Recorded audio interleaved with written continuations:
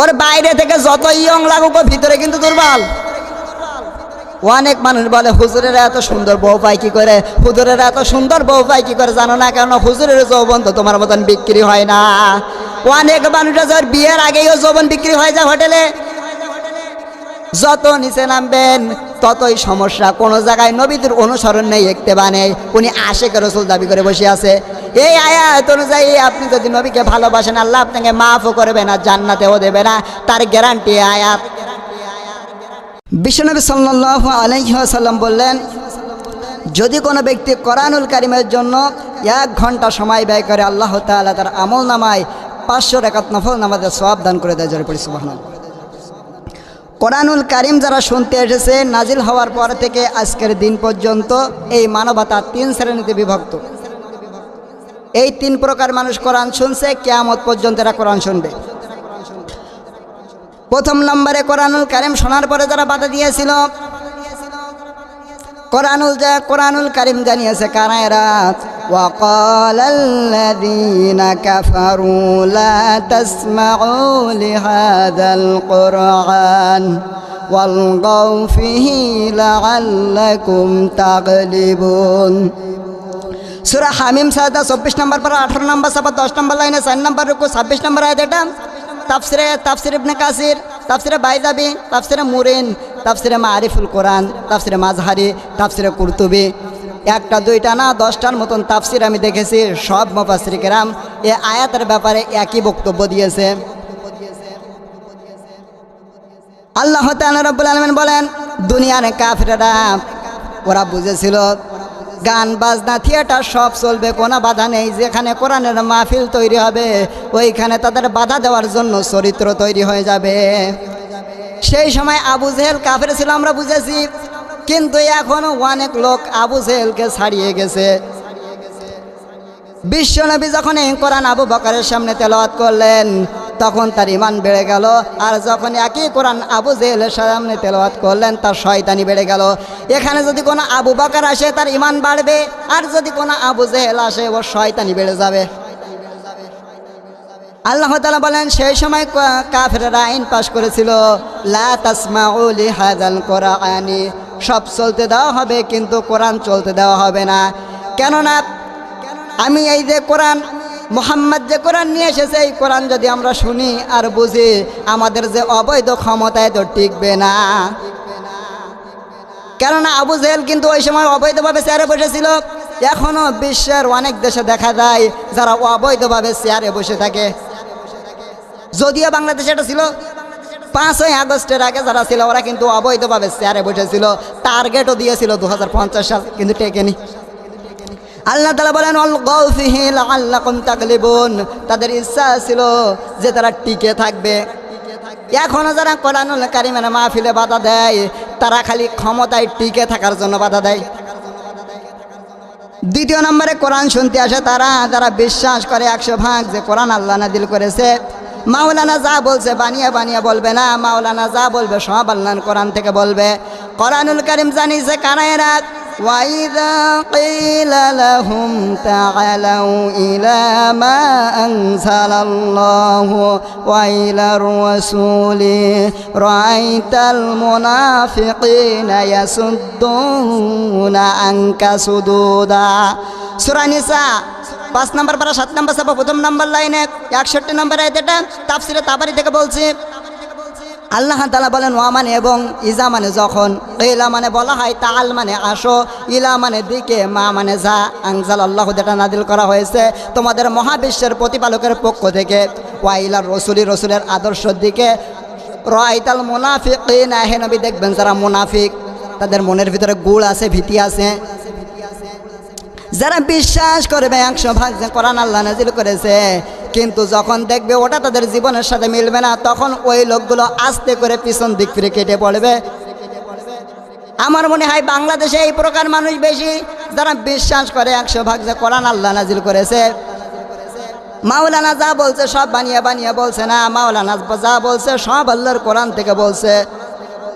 যখন দেখে এগুলো তো আমাদের জীবনের সাথে মেলে না, কারণ আমি যে রাজনীতি করি এর সাথে কোরআনের আয়াতের মিল নেই, আমি যে অর্থনীতি করি এর সাথে কোরআনের আয়াতের মিল নেই, আমি যে সমাজনীতি করি কোরআনের আয়াতের সাথে মিল নেই, আমি যে সুদ খাই কোরআনের আয়াতের সাথে মিল নেই, আমি যে ঘুষ খাই কোরআনের আয়াতের সাথে মিল নেই, আমার বউ চালে বেপরদায় কোরআনের আয়াতের সাথে মিল নেই, তখন ওই মানুষগুলো আস্তে করে পিছন দিক ফিরে কেটে পড়ে, ওগুলো টাটকা নির্ভেজাল মুনাফিক। আল্লাহ তাআলা রাব্বুল আলামিন বলেন 3 নম্বরে কোরআন শুনতে আসে তারা যারা মুমিন। আল্লাহ তাআলা বলে ইন্নামাল মুমিনুনা আল্লাযীনা ইযা যুকিরাল্লাহু ওয়াজিলাত কুলুবুহুম ওয়া ইযা তুলিয়াত আলাইহিম আয়াতুহু যাদাতুহুম ঈমানা ওয়া আলা রাব্বিহিম ইয়াতাওয়াক্কালুন। যারা পড়েন আল্লাহু আকবার। সূরা আনফাল 9 নম্বর পারা 16 নম্বর সবা 4 নম্বর লাইনে প্রথম নম্বর রুকু 2 নম্বর আয়াত। এটা তাফসীরে বাইজাবি থেকে বলছি। আল্লাহ তাআলা রাব্বুল আলামিন বলেন ইন্নামাল মুমিনুনা আল্লাযীনা ইযা যুকিরাল্লাহু ওয়াজিলাত কুলুবুহুম ওয়া ইযা তুলিয়াত আলাইহিম আয়াতুহু যাদাতুহুম ঈমানা। আল্লাহ তাআলা বলেন হে নবী দেখবেন যারা মুমিন তাদের সামনে যখন আমি আল্লাহর বড়ত্বের কথাগুলো বলা হয় তাদের মনের ভিতরে একটু শান্তি আসে। ওয়াজিলাত শব্দের ব্যাখ্যায় মুফাসসির কেরাম 3টা ব্যাখ্যা দিয়েছে। ওয়াজিলাত শব্দের ব্যাখ্যা বলছি এবার। আল্লাহ তাআলা রাব্বুল আলামিন বলেন যারা মুমিন বাম স্থানের 2 আঙ্গুল নিচে একটা গোশতের টুকরা আছে যার নাম আরবিতে কলব। আল্লাহর নবী বলে যদি কোনো ব্যক্তি আল্লাহ তাআলার বড়ত্বের কথাগুলো শোনে তখন তাদের ওই কলব ওই গোশতটুকু কেঁপে কেঁপে ওঠে, তাহলে ওই লোকটা 1 নম্বরে ঈমানদার। 2 নম্বরে আল্লাহ নবী বলেন এটা যদি না হয় 2 নম্বরে তাদের গায়ের পশমগুলো খাড়া দিয়ে দিয়ে উঠবে। আল্লাহ নবী বলেন এটাও যদি না হয় তাদের মনের ভিতরে একটু শান্তি শান্তি লাগবে। এই 3টার ভিতরে যদি একটাও না হয় ওই মানুষগুলো কোরআনের মাহফিলে আসলে কি হবে, ওটার ঈমান নেই, ওটা হচ্ছে বেঈমান। আল্লাহ তাআলা বলেন তারা কোরআন শোনার পরে যারা মুমিন তারা কোরআন শোনার পরে আল্লাহ বলে যাদাতুহুম ঈমানা, তাদের ঈমানে এত বাড়া বেড়ে যাবে। ওয়া আলা রাব্বিহিম ইয়াতাওয়াক্কালুন, তারা সব বিষয়ে ভরসা করবে আমি আল্লাহর উপরে। এই 3 প্রকার মানুষ কোরআন শুনছে, কিয়ামত পর্যন্ত এরা কোরআন শুনবে। আল্লাহ 3 নম্বরে যারা মুমিন আল্লাহ যেন আমাদেরকে মুমিনদের কাতারে লাগে, জোরে পড়েন আমিন। দুরূদ আর সালাম পাঠ করি সেই রাসূলের প্রতি যাকে না পেলে পেতাম না সত্যের সন্ধান, পেতাম না আল কোরআন, যিনি মেহনতি মানুষের বন্ধু, সেই রাসূলের প্রতি দুরূদ আর সালাম পাঠ করছি বলছি সাল্লাল্লাহু আলাইহি ওয়াসাল্লাম। অনেকে রবিউল আউয়াল মাস পেয়ে নবীদের ভালোবাসা দিয়ে খালি শেষ করে দেয়, নবীদের কোনো অনুসরণ ওরা রাখে না, নবীদিকে খালি ভালোবেসে ওরা শেষ করে দেয়। রবিউল আউয়াল মাস আসে 1 বছর পরে পরে, আর মানুষ যত ভালোবাসা দিয়ে নবীকে বিদায় করে দেয়। কিন্তু কোরআনুল কারিমে কোথাও নেই যদি আপনি নবীকে ভালোবাসেন আল্লাহ আপনাকে মাফ করে দেবে, জান্নাতে দেবে, এরকম কোনো কথা কোরআনে নেই। অথচ বাংলার ময়দানে অনেক বক্তা ওয়াজ করছে যে যদি তোমরা নবীকে ভালোবাসো আল্লাহ তোমাদেরকে মাফ করে দেবে, জান্নাতে দেবে। আব্দুল খালেক শরিয়াতপুরি, হাবিবুল্লাহ আহসানী নাম ধরে বললাম এই কারণে, কেননা মানুষ মনে করে সব মনে হয় কোরআন হাদিসে আছে, অবশ্য অথচ সব বানিয়ে বানিয়ে বলে। কোরআনুল কারীম জানিয়েছে কুল ইন কুনতুম তুহিব্বুনাল্লাহ ফাত্তাবিউনি ইউহিব্বুকুমুল্লাহ ওয়া ইয়াগফির লাকুম যুনুবাকুম ওয়াল্লাহু গফুরুর রহিম। সূরা আলে ইমরান 3 নম্বর পারা 13 নম্বর সাবা 4 নম্বর লাইনে 4 নম্বর উপর 31 নম্বর আয়াত। এটাও তাফসীর ইবনে কাসিরে আছে। আল্লাহ তাআলা বলেন কুল, হে নবী আপনি তাদেরকে বলুন ইন কুনতুম তুহিব্বুনাল্লাহ, যারা আমি আল্লাহকে ভালোবাসার দাবি করে। কিসের দাবি করে? যারা আমি আল্লাহকে ভালোবাসার দাবি করে, ফাত্তাবিউনি, তারা যদি আপনাকে অনুসরণ না করে। আল্লাহ কিন্তু এখানে ভালোবাসার কথা বলেন নাই, যে এখানে যদি আল্লাহ ভালোবাসার কথা বলতেন তাহলে এখানে হাব্বুন বলতেন। হাব্বুন মানে ভালোবাসা, আর তাবউন মানে অনুসরণ করা। আমি তাবউন তাবাইন এই 3টি অক্ষরের সমন্বয়ে বাক্যটি গঠিত। আমি তাবউন শব্দের যতগুলো অভিধান দেখেছি সব মুফাসসির কেরাম দেখেছে, দেখে অনুসরণ করা। একটা মানুষ কিভাবে পায়ের স্টেপ রেখে কিভাবে চলে, কিভাবে মাজা দোলায়, কিভাবে হাত দোলায়, কিভাবে পা দোলায়, এটা দেখে দেখে চলার নাম তাবউন। আল্লাহ তাআলা নবীকে তাবউন করতে বলেছেন, ভালোবাসা না। অথচ বাংলার ময়দানে অনেক মানুষ ভালোবেসে শেষ করে দিচ্ছে। নামের আগে লিখে যায় আশেকে রসুল বিশ্ব আসে নামের আগে লিখে দেয়, বড় করে লিখে দেয় আশেকে রসুল বিশ্ব আশেকে রসুল। যদি কোনো ব্যক্তি বিশ্ব আশেকে রসুল দাবি করে, হযরত ইমাম হোসাইন রাদিয়াল্লাহু তাআলা আনহু তিনি ছিলেন বিশ্ব আশেকে রসুল, রাজতন্ত্রের বিরুদ্ধে জীবন দিয়েছিলেন। বাংলাদেশে যারা যদি কোনো ব্যক্তি আশেকে রসুল দাবি করে, কোনো ব্যক্তি আওলাদ রসুল দাবি করে, তাহলে তার 1 নাম্বার কাজ হবে জীবন দেওয়া। এসব নেই বলি উনি খালি হু করে শেষ করে দিচ্ছে, ওগুলো টাটকা শয়তান। ওগুলা বড় পাকড়ি জুব্বা পড়লে মনে হয় আল্লাহর ওলি। অনেক মানুষ পান খায় মনে করে ওই মনে হয় আল্লাহর ওলি। উনি আশেকে রসুল দাবি করতে, নবীজির কোনো অনুসরণের জীবনে নেই। নবীজির একটা মাথা ছিল না? আমাদের একটা মাথা আছে না নেই? নবীজির মাথায় চুল ছিল 3 প্রকারের। আরে এমনও মুসলমান আছে ওর মাথার দিকে তাকালে মনে হয় আর্জেন্টিনা, ব্রাজিল, কাকা। অনেক মানুষ চুল কাটে, এদিকে চুল পেছন দিক চুল বড় বড় রাখে, সামনের দিক চুল ছোট করে করে রাখে, পিছন দিক চুল বড় বড় রেখে বাড়ির হোল্ডিং নাম্বার, মোবাইল নাম্বার লিখে দেয়। শয়তান দেখে আর চিন্তা করে আল্লাহ তুমি আমার শয়তান বানিয়েছো, তা আমার সে বড় শয়তান। চুলের ভিতরে রসুলের অনুসরণ নেই, একটিবা নেই। এবার আসেন দাড়িতে। যদি কোনো ব্যক্তি দাড়ি কাটে তার 2টা ক্ষতি হবে। 1 নম্বরে তার চেহারার উজ্জ্বলতা কমে যাবে, তার ত্বক কমে যাবে। 2 নম্বরে সে যৌন শক্তি হারাবে। নবীজিকে সারা জীবন ভালোবেসেছিল তার চাচা আবু তালেব, কোলে কাকে করে নিয়ে মানুষ করেছিল। বুখারী শরীফের 3 নম্বর খণ্ডে আছে আবু তালেব তার ছেলে আলীর চেয়ে, আবু তালেব তার ছেলে আলীর চেয়ে বিশ্ব নবীকে বেশি ভালোবেসেছে। আবু তালেব যখন মারা যাবে, বিশ্ব নবী তার দরজার কাছে এসে বলে, চাচা আপনি পড়েন লা ইলাহা ইল্লাল্লাহ মুহাম্মাদুর রাসূলুল্লাহ পড়া লাগবে না, আপনি শুধু কালেমার স্বীকৃতিটা দেন, কিয়ামতের দিন আল্লাহর সাথে ঝগড়া করে হলেও আমি আপনাকে জান্নাতে নিয়ে যাব। পাশে দাঁড়িয়েছিল আবু জেহেল, ডাক দিয়ে বলে, নেতা পড়বা, এতদিন বাপ দাদার ধর্ম মেনে এসেছো, এখন ভাতিজা নতুন ধর্ম নিয়ে এসেছে, এটা মেনে কলঙ্কিত হবে। এও আর পড়ে নাই, এই অবস্থায় মারা গেল। আল্লাহ নবী দোয়া করলেন, আল্লাহ তাআলাকে বললেন, আল্লাহ তুমি আমার চাচা আবু তালেবকে মাফ করে দাও। সঙ্গে সঙ্গে আল্লাহ তাআলা বললেন, ইন্নাকা লা তাহদি মান আহবাবতা ওয়ালাকিন্নাল্লাহা ইয়াহদি মান ইয়াশা ওয়া হুয়া আ'লামু বিল মুহতাদিন। সূরা কসাস 20 নম্বর পারা 11 নম্বর সাবার 9 নম্বর লাইনে 6 নম্বর রুকু 56 নম্বর আয়াত। এটা তাফসীর ইবনে, এটাও তাফসীর ইবনে কাসিরের ভিতরে আছে। আল্লাহ তাআলা বলেন, হ্যাঁ নবী আপনি মন খারাপ করেন কেন? আপনার চাচা তো এ তো মুশরিক, এ তো আপনার অনুসরণ করে নাই, এ আপনাকে সারা জীবন কোলে কাকে করে মানুষ করেছে আমি দেখেছি।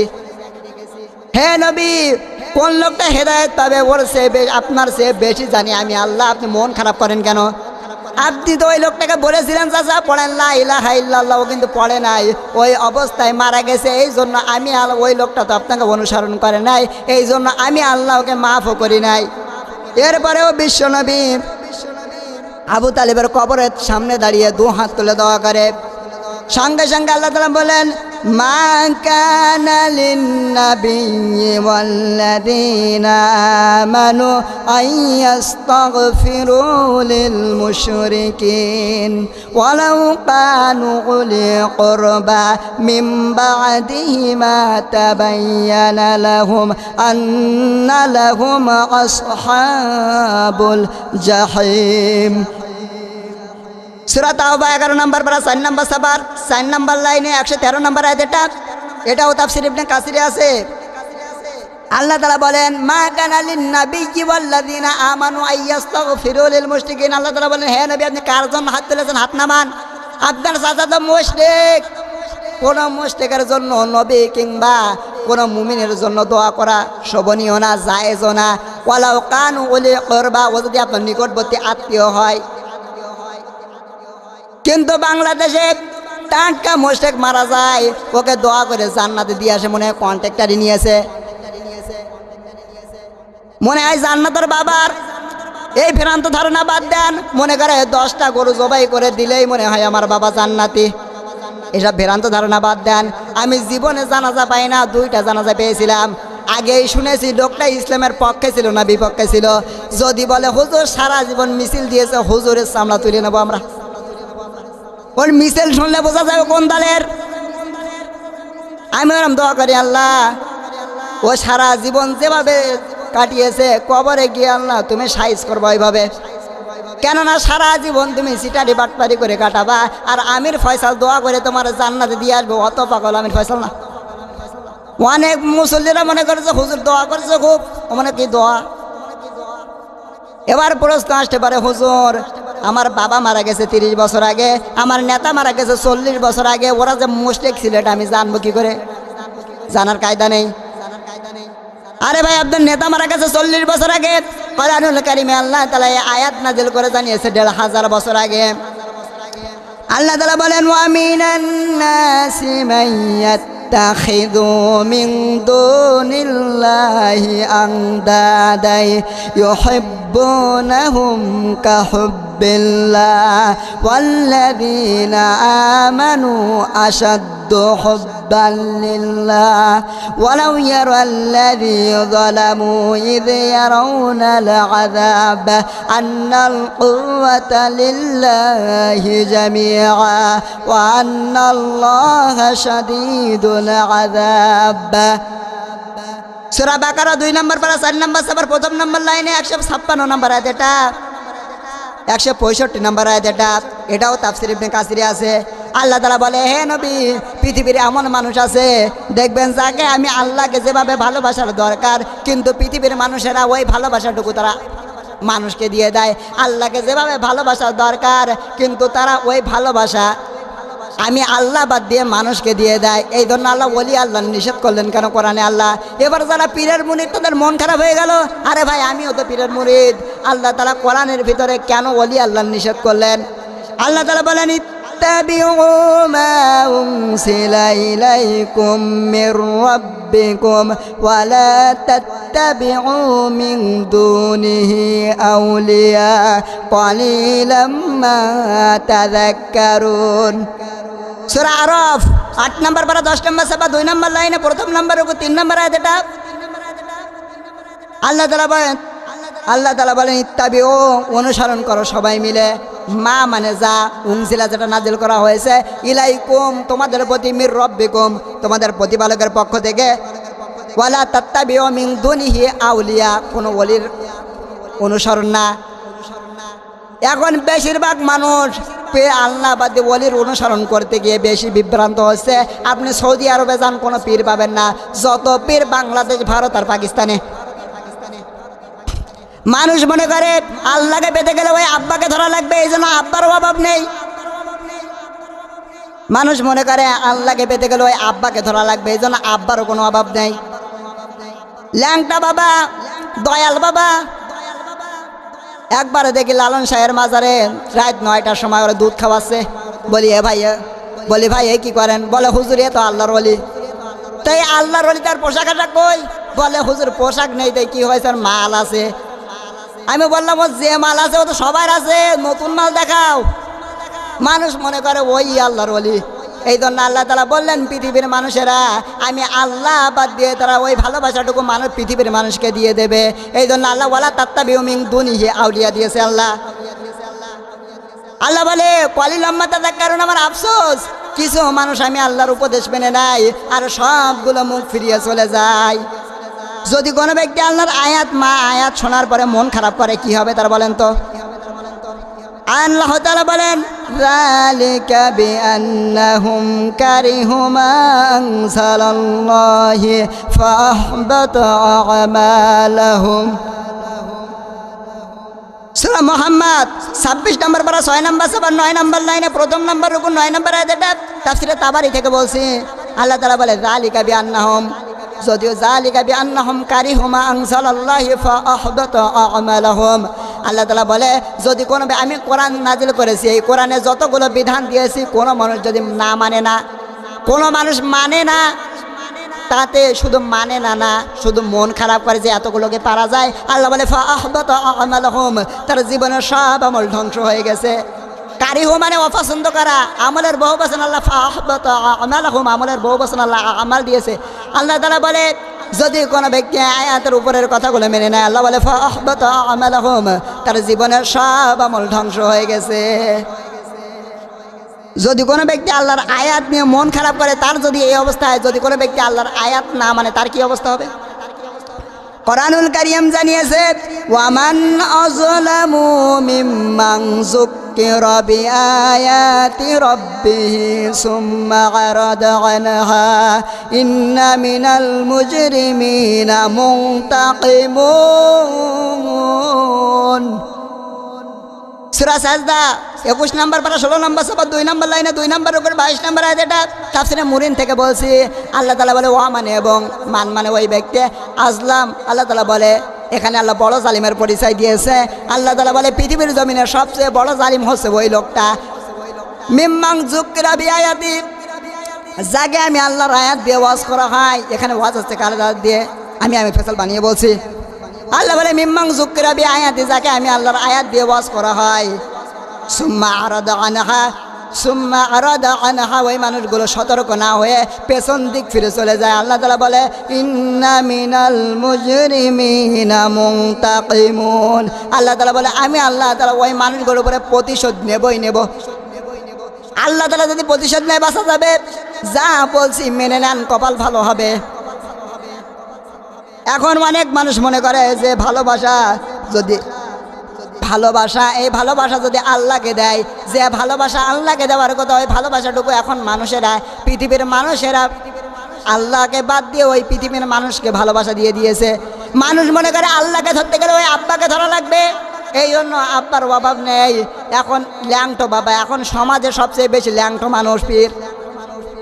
কথা বলেন না কেন? এই পীরের অনুসরণ করে আজকে মানুষগুলো সব ধ্বংস হয়ে যাচ্ছে। আয়াতের মাঝখানে যেটা আল্লাযীনা আমানু, আল্লাহ তাআলা বলেন আল্লাযীনা আমানু আশাদ্দু হুব্বাল লিল্লাহ। আল্লাহ তাআলা বলে এই পৃথিবীতে যারা মুমিন, আল্লাহ তাআলা বলে এই পৃথিবীতে যারা মুমিন তারা সব, আল্লাহ তাআলা বলে তারা একমাত্র আমি আল্লাহকে ভালোবাসে। আন্নাল কুওয়াতা লিল্লাহি জামিআ। আল্লাহ তাআলা বললেন এই পৃথিবীতে সব বিষয়ের উপরে ক্ষমতা কার? এই পৃথিবীতে সব বিষয়ের উপরে ক্ষমতা আমি আল্লাহর। কিন্তু বাংলাদেশে অনেক মানুষের এই বিশ্বাস আছে যে ক্ষমতার উৎস জনগণ। এই কথা আল্লাহ তাআলা এই জন্য কোরআনের ভিতরে বেশিরভাগ আল্লাহ তাআলা আল্লাহর বড়ত্বের কথাগুলো তুলে ধরলেন। আল্লাহ তাআলা জানে মানুষ বেশিরভাগ আমি আল্লাহ বাদ দিয়ে মানুষের কাছে ধর্ণা দেবে, এই জন্য আল্লাহ তাআলা কোরআনের ভিতরে আল্লাহ তাআলার কথাগুলো তুলে ধরলেন। আল্লাহ তাআলা বলেন তাবারাকাল্লাযী বিআদিহিল মুলকু ওয়া হুয়া আলা কুল্লি শাইইন কাদির। জোরে পড়েন আল্লাহু আকবার।